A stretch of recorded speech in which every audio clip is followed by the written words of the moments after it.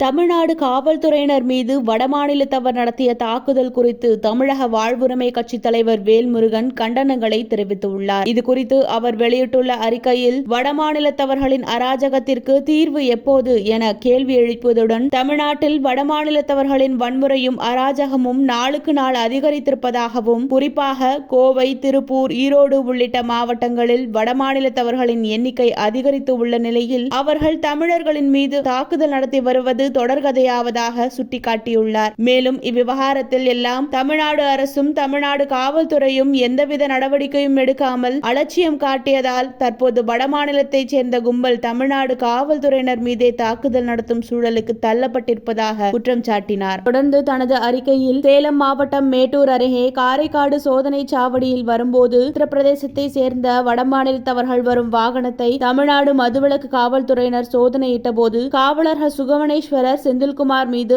வாகனத்தில் மதுபோதையில் இருந்த வடமாநில கும்பல் இரும்பு கம்பியால் தாக்குதல் நடத்தியிருக்கிறது. சோதனை சாவடியில் நடத்தப்படும் சோதனையானது இயல்பானதே. பிற மாநிலங்களில் இருந்து வரும் சட்டவிரோதமான பொருட்களை தடுக்கும் நோக்கத்துடன் சோதனையிட்ட காவலர்கள் மீது வடமாநில கும்பல் தாக்குதல் நடத்தியிருப்பது கண்டனத்துக்கு உரியது. ஏற்கனவே கடந்த 2022ஆம் ஆண்டு ஏப்ரல் மாதம் ஈரோடு மாவட்டம் மொடக்குறிச்சியில் வடமாநில இளைஞர்கள் காவல் ஆய்வாளர் உட்பட 7 தமிழ்நாடு காவல்துறையினர் கடுமையாக தாக்கி மருத்துவமனையில் சிகிச்சை பெறும் அளவுக்கு கட்டுக்கடங்காத வன்முறையில் ஈடுபட்டனர். கடந்த 2023ஆம் ஆண்டும் ஜனவரி மாதம் திருப்பூர் அடுத்த அனுப்பர்பாளையத்தில் தமிழ்நாட்டு இளைஞர்களை வடமாநில தொழிலாளர்கள் ஓட ஓட விரட்டியதாக ஊடகங்களில் செய்தி வெளியாகி அதிர்ச்சியையும் ஏற்படுத்தியிருந்தது. கடந்த 2023ஆம் ஆண்டு கூட அக்டோபர் மாதம் சென்னை அம்பத்தூரில் வடமாநில தொழிலாளர்களிடையே ஆயுத பூஜை அன்று மதுபோதையில் ஏற்பட்ட மோதலை தடுக்க சென்ற தமிழ்நாட்டு காவலர்களை வடமாநிலத்தவர் கட்டையாலும் கற்களாலும் கொடூரமாக தாக்கியிருந்தனர். தமிழ்நாட்டில் தமிழக இளைஞர்கள் மீது தாக்குதல் நடத்தி வந்த வடமாநில கும்பல்கள் எவ்வித அச்சமும் இன்றி காவல்துறை மீதே தாக்குதல் நடத்தி வருவது என்பது ஏற்றுக்கொள்ள முடியாதது என்றும் தெரிவித்திருந்தார். தமிழர்கள் ஒன்று சேர்ந்து எதிர்த்தாக்குதல் நடத்தினால் தமிழ்நாடு கலவர பூமியாக மாறும் என்பதை